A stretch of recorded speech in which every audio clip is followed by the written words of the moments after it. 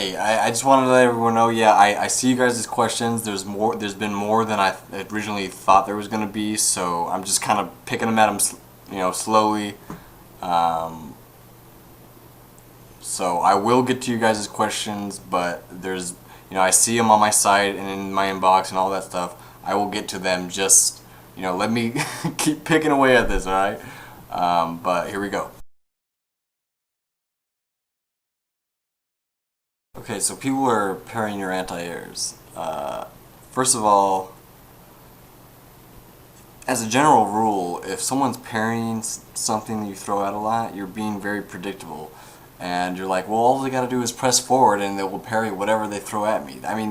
If they press forward at the same time you press a button, yeah, they're gonna get the parry. But there's 1,000 different things you can set them up. Okay, so you're Remy, and let's say someone jumps in at you.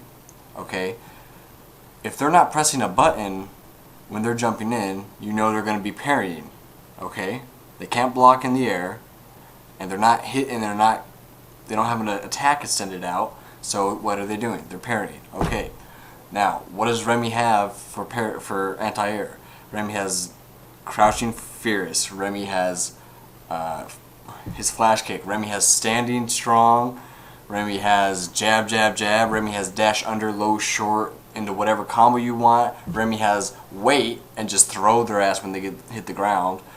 I mean, the cool thing about them being able to parry is that you can almost infinitely mix them up with them jumping in. If someone's jumping in and parrying you a lot, I mean, you're using your whatever option you're using too much, because you can honestly, if someone's jumping in and parrying, you can use whatever you want to anti-air them because they're not attacking you. They're not going to out-prioritize a jab if they're not pressing a button. You understand? So if they're jumping in and parrying, you can jab, jab, jab, jab, jab, and they're going to be forced to parry all those or get hit by a jab and get reset off of you.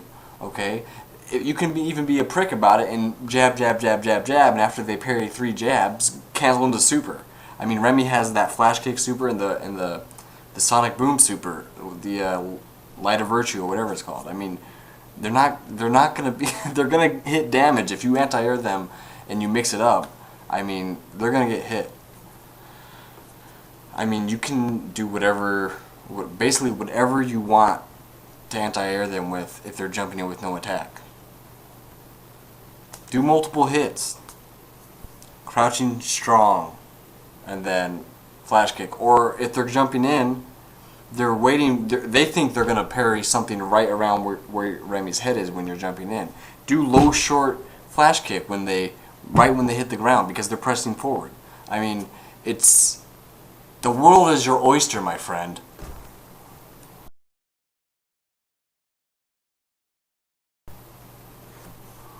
Alright, Alex vs. Chun, what do we do? That's a whole nother chapter, man. We'll have to get into that later because that's a huge thing to get into. How do you train your reaction time to parry? You're not gonna mash out a parry or anything like that, okay? I mean, parry is all about just being calm in that situation and comfortable. And a lot of things other than dive kicks. You react to them, you parry them. Jump ins you'll react to and parry. Fireballs, of course, you'll react to and parry. And things that get quicker, obviously you'll just have to develop your reaction time. You have to do it more. You have to be in that situation more. You have to see that situation and then train yourself. Like, let's say someone does low forward fireball, and you block the low forward and you block the fireball. Every time you block the fireball, you say in your head, I gotta parry that. So hopefully next time you're in that situation, you'll try to do it. And you may mess up, but at least you get into that habit of trying to do it. And hopefully that habit, the more you do it, the better you'll become at it. I mean, that's really the only thing. That's basically the formula for getting better at anything, really. And parrying is it's a lot about setups and just baiting people into your parry. It's not all about reaction. The reaction in parrying has a lot more to do with like red parry, stuff like that. Um, so that's that. Alex vs. Oro, how did you get in and stay in? It's not about getting in and staying in. It's more about playing your game safe, working him to the corner, and chipping away at him. Like you're like honestly, you're not gonna like just outright like destroy a good Oro because Oro has a really good defense. I mean, normally the only way I win against Oro is by chipping him away. You know, walking in and out, car throwing him, poking him with standing forward, stuff like that. Every once in a while, getting a good mix up on him on his wake up. It's hard because you can't let Oro start his chicken combo because he'll do the unblockable on you and it's really hard to get out. But really, it's just about chipping away. And the cool thing about this is that if you do have someone on lock mentally, no matter what character they are going to play, you can destroy them. I mean, that's how it goes. As far as the matchup goes, you got to chip away at them. But if you start to understand the person and basically got his number in the head, then that's one way to go about it. If everyone could play Japan all the time, could we level up? Maybe. I don't see it really happening in the sense that the masses will not level up. Let's just say that. If someone has the drive and really likes the game and wants to really play and get better, sure, they'll level up. If they're, just a bunch of blah, blah, blah, not going to happen. Favorite Alex color is blue. If 3S online is, bearable, I'll play it on the 360.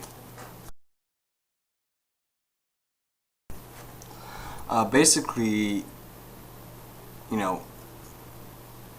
Q is a good character in the sense that he's a complete character, okay? If people are running away from you, you can taunt. If people are coming close to you, that's what you want because he wants to be close. He has command grabs. He, has his stomp. His supers are alright. So he's a complete character in the sense that he benefits kind of from people running away, and he benefits from people being up close to him. So basically, you need to learn how to set up his command grab. You need to learn his car grab, and you need to learn how to use his standing forward kick. Okay, his standing forward kick. You want to use that. The range. The range of Q's standing forward kick is really like a sweet spot for Q in general because right when he can hit someone with his standing forward kick on the edge of it, they're at a danger zone in the sense that it's almost right inside almost at his command grab range. So you only need to walk up like half a step and they're in command grab range. So it's scary in that sense. And even though his poke doesn't do a lot of damage, you can't do a lot of damage to Q. So those pokes and just normal throws really add up because they're not really doing good damage to you because of your taunts. Okay? Get taunts off whenever you can. Learn his car throw. The cool thing about his car throw is you can do it at a blocking. You can just be blocking and do his car throw. So basically you can mindlessly just make sure you block high and low attacks, and the second someone gives you an opening, like let's say does low forward and then walks forward to try to get in range for another move or tries to throw you, you just automatically car throw him. Q's car throw is really, really good. It's probably like, second best. The only problem is that it's a back throw. But take the damage because you're doing nice chunk of damage to them. His throw is pretty good damage, and they should theoretically be doing less damage to you. Just learn Q's little tricks. Like let's say you jump in with a Fierce, and then they block it, and then you do a standing jab, and they block that. Now this is where the mix-up comes in. Normally, after a standing jab, you can do that into his command grab. Okay. Now, once people start to smell that and start getting hit by that, you can start doing like slashes, or you can start doing jump up fierce to try to hit them out of the air when they jump away because they think you're going to command grab. It's just knowing his little tricks like that, and then just getting your solid base to build on that, and you can get more elaborate. Um, Q is about really good defense and making those few times that you can actually hit the other guy count, because Q can do really, really good damage.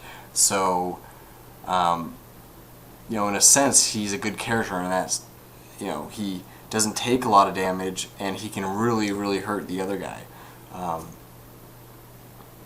So it's just making your opportunities that you get count and being good with your defense, which is honestly with Q it's easier than other characters, because you really only have to worry about high and low, which some characters have more threatening high and lows than others. But the second they're not pressuring you, or they press a whiff a button and they're in your car range, you can just car them. Like, just make it like second nature. The second there's a little opening in the game, car throw them, car throw them, car throw them. They will get so tired of just getting car thrown every little time they breathe when they're close to you, that you'll be able to control the match.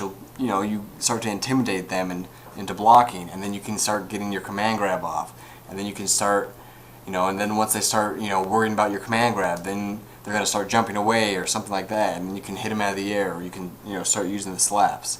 But it's just kind of this rock paper scissors motion that can branch out into deeper things. But yeah, I mean, I probably just kind of went off on a tangent, but hopefully you get an idea of a possible way to play him. I'm not the person to go to for option selects. Anything that decides something for me in the game, like, I'm not playing the game for something to like do it for me. I really don't. I never liked that. So there's simple option selects that you kind of do in 3S that you kind of do. How do I say, without even trying, just like, let's say you do forward and parry, you press forward and parry at the same time, and if they press a button, you'll parry and then throw them, and if they don't press a button, you'll just throw them. I mean, there's kind of stuff like that. There's more advanced option selects too. There's SGGK, which I'm not even going to get into, because one, I don't use it.